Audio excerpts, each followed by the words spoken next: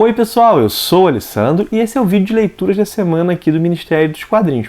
Galera que acompanha já sabe qual é a proposta, mas não custa explicar para quem está chegando agora. Esse é o vídeo no qual eu mostro aquilo que eu li recentemente e teço comentários muito breves sobre esses quadrinhos, sendo que vários deles ganham, aqui no canal mesmo, vídeos onde eles são comentados em mais detalhe. A ideia aqui é um sobrevoo, é dar um panorama das leituras recentes. Essa semana foi uma semana peculiar.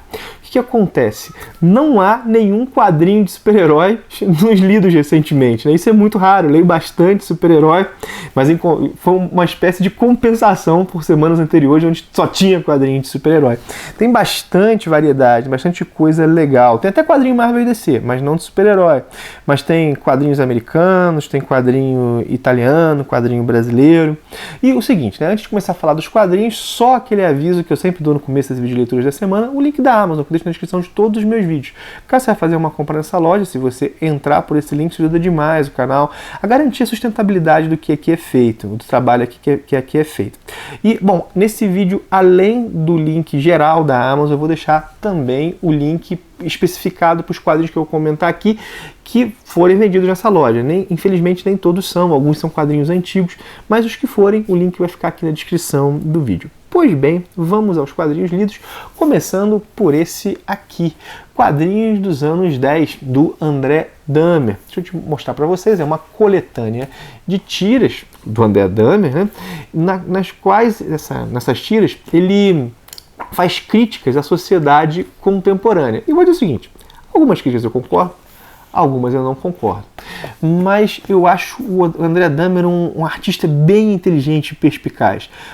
Concordando ou não concordando com alguma crítica que ele faça na sua tira, eu sempre acho interessante lê-las. Elas sempre acho provocantes, instigantes. Inclusive, às vezes, lendo, eu tenho vontade de responder. Falo, não é bem isso. Mas, reparem, eu fui instigado. O cara realmente é um artista bem competente. Aí, tá aí, quadrinhos dos anos 10.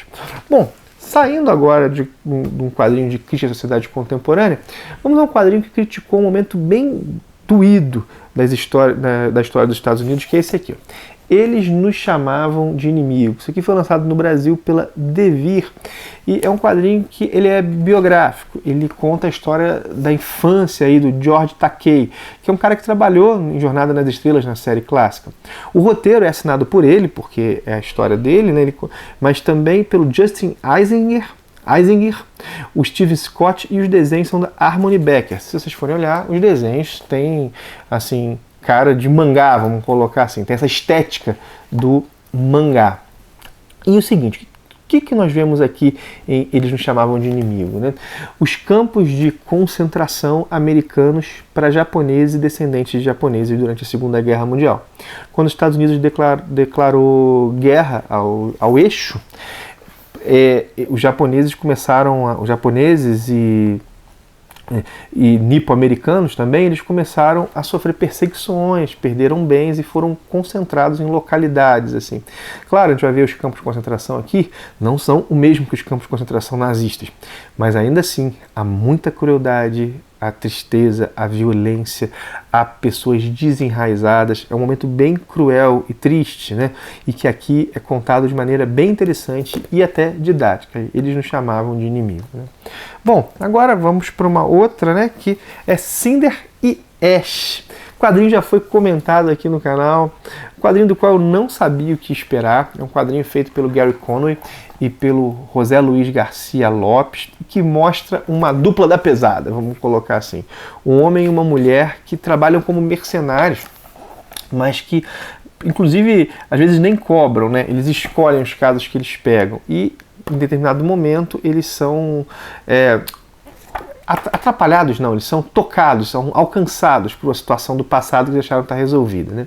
E aí nós vamos vendo em flashbacks a história deles. Ele era um soldado vietnamita e ela ele era um soldado que lutou na guerra do Vietnã e ela uma criança vietnamita durante a guerra. E nós vamos vendo como é que a relação deles se constrói nesses flashbacks e também a trama de ação do presente. No vídeo eu falei que isso aqui é um quadrinho com uma ação no melhor tom dos anos 80. E é isso mesmo, é um gibizaço assim de ação. Gostei bastante, né? Bom, agora quadrinhos dos anos 10, a gente chamava de inimigo, Cinder e Ash. Vamos para um quadrinho que a primeira parte do comentário já saiu, ainda falta sair. Não, acho que até a segunda parte já saiu. Agora eu não vou. Às vezes eu não gravo os vídeos na sequência. Bom, de todo modo, eu já dei as minhas primeiras impressões desse quadrinho aqui, que é Conan o Aventureiro. Essa aqui foram 5 edições lançadas pela editora Abril nos anos 90, que mostram o começo da vida do Conan fora da Ciméria, né? A saída dele da Ciméria, mostra lá a Batalha de Venarium e ele saindo da Ciméria. E também mostra ele encontrando com outros bárbaros que não os cimérios, chegando no primeiro contato com a civilização. Um momento pouco explorado da vida do Conan.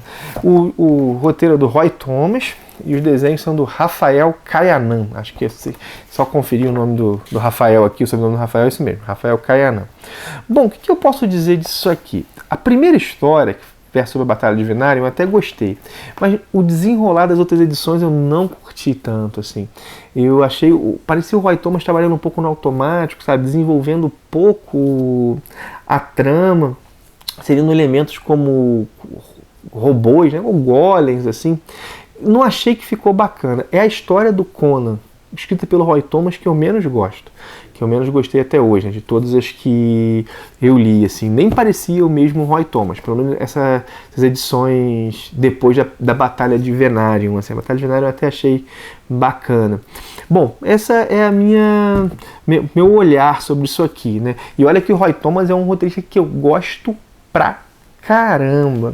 Mas vamos lá, né, além disso, né, teve uma outra série aí que eu li essa semana, deixa eu pegar aqui e botar um pouquinho na ordem para falar, que foi Tartarugas Ninja. Eu li os 12 números lançados pela Panini. Isso já saiu tem um bom tempo aqui no Brasil. Eu acabei pegando para ler, instigado pelo lançamento que a Pipoca e Nanquim fez da Tartarugas série clássica, vamos colocar. Não é o mesmo conteúdo. Aqui o que nós temos é uma série da IDW, que reapresentou os personagens. Lembra muito o clima do desenho animado das Tartarugas, embora com releituras dos personagens. Uma série divertida, mas que tem um problema, né? A Panini lançou 12 edições. Vou chegar lá logo para mostrar. Você está mostrando só as capas, né? E ela termina a número 12. E faltou a número 6 aqui. Pulei a 6 e pulei a 5. Estou mostrando meio fora de ordem. Faltou a número 12, que eu vou mostrar para vocês agora. Ela termina no meio do arco, assim. O Splinter é sequestrado, as tartarugas vão atrás e a revista termina, né? Nós não vemos a conclusão aqui no Brasil. Então, isso é uma situação que é meio chata, né? Assim, entendo a editora, a gente provavelmente não estava vendendo, mas para o leitor é frustrante. Mas vamos lá. Quadrinho antigo que eu li também essa semana, e tem alguns quadrinhos antigos, vocês estão vendo, né? Foi Storm. Storm, eu li Storm por causa de Ember. Ember é um quadrinho que foi lançado aqui no Brasil pela editora Avec. É um quadrinho que é um spin-off de Storm, que mostra a origem da companheira do Storm, vamos colocar dessa maneira. Storm é um planetary romance, é um romance planetário. Nós temos um astronauta que volta para a Terra e por uma situação que acontece na história, o futuro parece que foi para o futuro, só que o futuro, a Terra vai estar completamente diferente, né? Tem uma outra situação, parece que a tecnologia evoluiu e é um planeta completamente distinto daquele que ele deixou e ele vai se aventurar nesse planeta, assim. Melhor estilo aí um pouco, sei lá, John Carter de Marte, embora, assim, aqui se passa na própria Terra no futuro, né? No futuro, e ele não tem como voltar para casa, pelo menos no primeiro momento. Daí nós vemos ele explorando esse planeta. Os desenhos são do Don Lawrence, das 2 edições, ele Storm 1 e 2, e o roteiro é do Saul Dunn. Vou dizer o seguinte, né? Primeira edição, eu achei o roteiro bem fraquinho, sabe? Amontoado de coisas, de clichês, assim. A segunda edição, que aí já mostra ele no planeta, vivendo uma aventura, tem um roteiro um pouco melhor elaborado. Uma situação aí de encontro de uma antiga espécie de destroyer interestelar, e isso é visto como o local dos deuses, assim. Não foi uma caraca, que história inovadora, não, mas tem belos desenhos e aqui funcionou melhor. A segunda edição é melhor do que a primeira.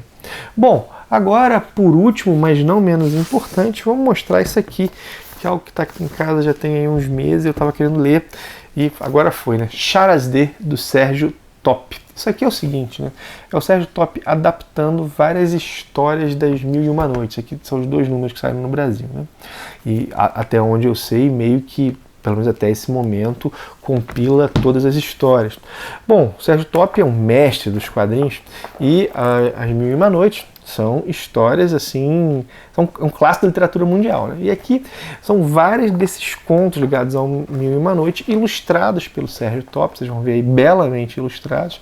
Cada página poderia render um quadro. O lançamento da Editora Figura, inclusive a Editora Figura, salvo engano, ela se lançou no mercado com Charas D, e hoje tem algumas coisas aí bem bacanas lançando. Inclusive está com campanha no Catarse agora para Torpedo, que é um quadrinho pelo qual eu tenho bastante curiosidade. Pois bem, são essas aí as minhas leituras. Deixa eu mostrar um pouco aqui a segunda edição, tem uma história em cores aqui para vocês verem como é que são as cores do próprio Sérgio Top, a maior parte é em preto e branco, né?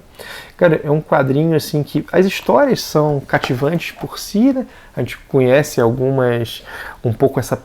A gente conhece, né? Quem já leu conhece um pouco essa pegada dos contos da Mil e Uma Noite. A Sherazade, ou a Charazade, ela conta toda noite uma história pro príncipe lá, e a ideia é que ela morra pela manhã, mas ele gosta tanto da história que ele quer ouvir mais histórias e ele continua mantendo-a viva. É isso aqui que nós temos.